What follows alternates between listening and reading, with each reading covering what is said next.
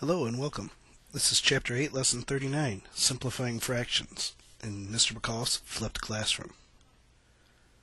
Our objectives for today are to use prime factorization to determine if fractions are equivalent, simplify fractions by using prime factorization, simplify expressions involving exponents with a common base, and apply fraction simplification to solve problems involving rates.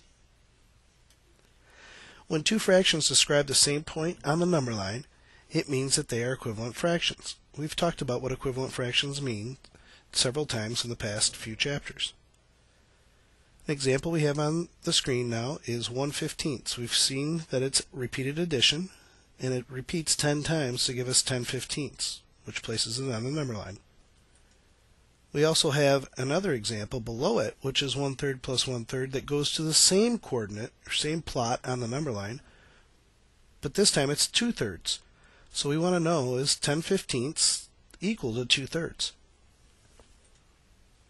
We can start with 10/15 and start breaking it down by the numerator, which is 10, the equivalent of 2 times 5, and the denominator, which is 15, into 3 times 5.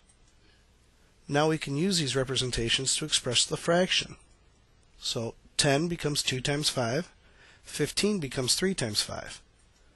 We can look at this and see that we have 2 over 3 and we have a 5 over 5. So we have the same value on top as we do on the bottom. We know that 5 over 5 is the same as saying equals to 1.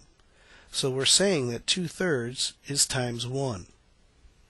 Okay, this 2/3 stays the same, but 5 over 5 becomes 1. So when we simplify things, we can use the multiplicative property of 1 that tells us that multiplying by 1 doesn't change the product. What we're saying here is anytime we have a number on top and the same number on the bottom, they cancel each other out and give us the number 1. And any value times 1 is equal to that number.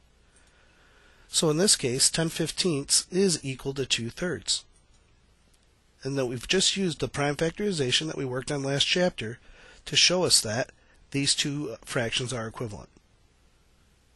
At this point, you can pause the video and use your worksheet to complete the check for understanding for number 1. They want you to use prime factorization to show that each one of these are equivalent.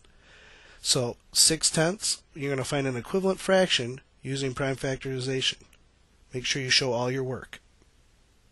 When you're done, you can continue with the video.